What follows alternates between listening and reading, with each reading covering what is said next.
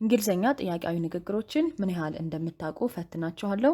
ሰላም ውድ ተማሪዎቼ እንዴት ናችሁ? እኔ ደህና ነኝ ይመስገን። ይህ ፈተና እንግሊዘኛን በቀላሉ እንድትማሩ ይረዳችኋል ብዬ አምናለሁ።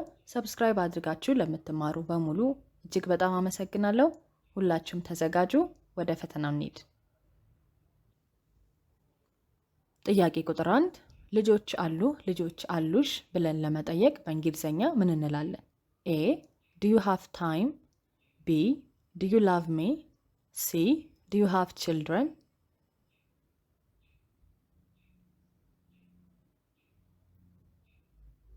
መልሱ የሚሆነው C. Do you have children? A. Do you have time ማለት ጊዜ አለህ B. Do you love me ማለት ትወጂኛለሽ። ጥያቄ ቁጥር 2 ታውቂኛለሽ ብለን ለመጠየቅ በእንግሊዘኛ ምን እንላለን? A. Do you know me? B. Do you love me? C. Do you trust me?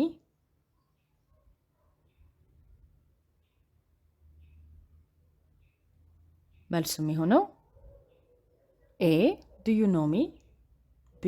Do you love me ማለት ትወጂኛለሽ። C. Do you trust me ማለት ታምኛለሽ ማለት ነው። ጥያቄ ቁጥር 3 ምን ያስደስትሻል ብለን ለመጠየቅ በእንግሊዘኛ ምን እንላለን? A. Are you happy? B. What makes you happy? C. Why are you happy?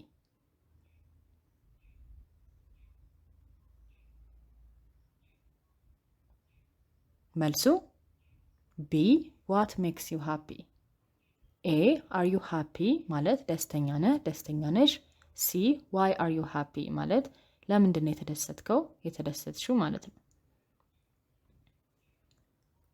ቁጥር 4 ምን አልክ ወይም ምን አልሽ ብለን ለመጠየቅ በእንግሊዘኛ ምን እንላለን? A. What did you do? B. What did you say? C. What do you do?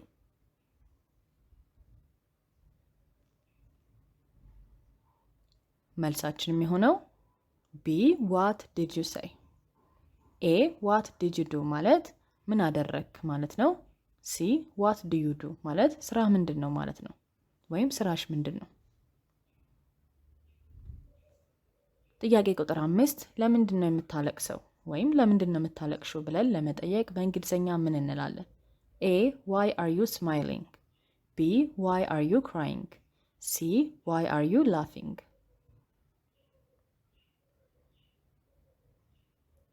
መልሱ B. Why are you crying? A. Why are you smiling ማለት ለምንድን ነው ፈገግ የምትለው ማለት ነው። C. Why are you laughing ማለት ለምንድን ነው የምትስቂው ማለት ነው። ጥያቄ ቁጥር 6 ለምንድን ነው የከፋሽ ብለን ለመጠየቅ በእንግሊዘኛ ምን እንላለን? A. Why are you happy? B. Why are you angry? C. Why are you sad?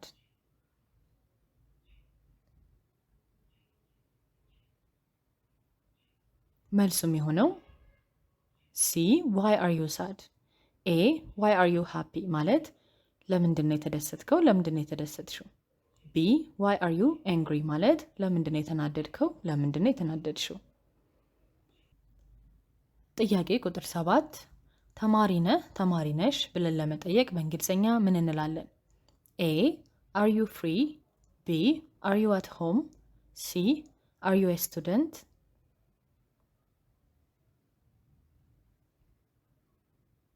ቀላል ነው። መልሱ C. Are you a student? A. Are you free ማለት ነፃ ነሽ። B. Are you at home ማለት ቤት ነሽ ማለት ነው። ጥያቄ ቁጥር 8 መኪና አለሽ ብለን ለመጠየቅ በእንግሊዘኛ ምን እንላለን? A. Do you have money? B. Do you have a house? C. Do you have a car?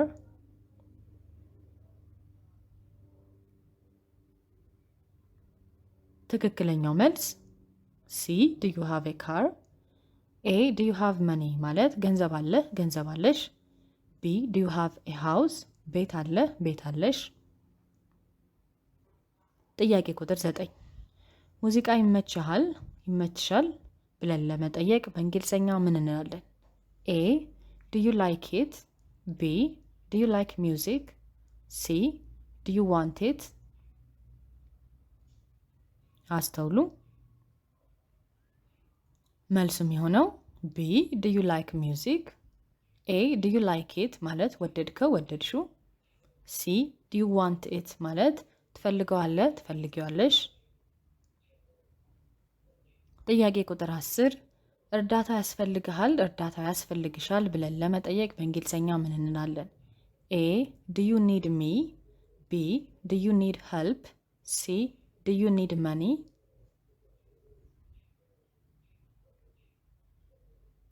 መልሱ B, do you need help? A, do you need me ማለት እኔን ትፈልገኛለህ ትፈልጊኛለሽ። C, do you need money ማለት ገንዘብ ያስፈልግሃል ወይም ያስፈልግሻል ማለት ነው። ጥያቄ ቁጥር 11 A, can I come መምጣት እችላለሁ ብሎ ቢጠይቅ B ምን ብሎ መመለስ ይችላል? A, yes I can. B, yes you can. C, A and B በደንብ አስተውሉ። መልሱም የሆነው B, yes you can አዎ ትችላለህ። yes I can የሚለው A ላይ ያለው መልስ ሊሆን አይችልም።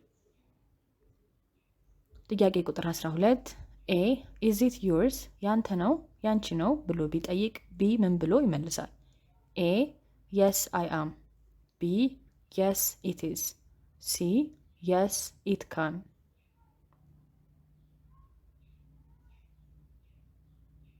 መልሱ B, yes it is አዎ ነው ብሎ ይመልሳል ማለት ነው።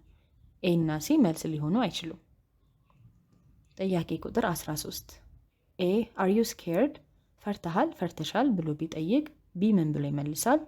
A, yes I am. B, yes you are. C, yes I can.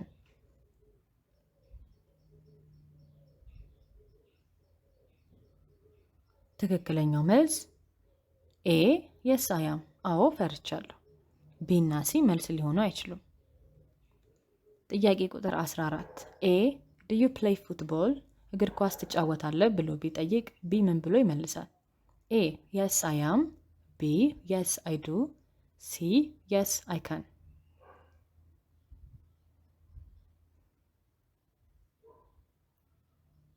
መልሱ B, yes I do. ዱ ብለን ስንጠየቅ ዱ ብለን እንመልሳለን ማለት ነው። ቀላል ነው። A እና C መልስ ሊሆኑ አይችሉም። የመጨረሻ ጥያቄ 15 A, do you live together አብራችሁ ነው የምትኖሩት ብሎ ቢጠይቅ B ምን ብሎ ይመልሳል? A, yes you do. B, yes we do. C, yes I do. ትንሽ ከበድ ይላል። በደንብ አስተውሉ። ትክክለኛው መልስ B, yes we do አዎ አብረን ነው የምንኖረው። ዊ ብለን እንመልሳለን ማለት ነው። ዊ ማለት እኛ ማለት ነው። ስለዚህ እኛ አብረን ነው የምንኖረው ብለን እንመልሳለን ማለት ነው። የዛሬ ፈተና እዚህ ላይ እንጨርሳለን። ሁላችሁም ከ15 ስንት እንዳመጣችሁ አስቀምጡልኝ፣ ማወቅ እፈልጋለሁ። እንዲሁም ደግሞ ይህንን ፈተና ከጠቀማችሁ ሁላችሁም ላይክ በማድረግ ለሌሎች ተማሪዎች እንዲደርስ አድርጉ። በቀጣይ ፈተና ደግሞ እንገናኛለን። ባይ ባይ።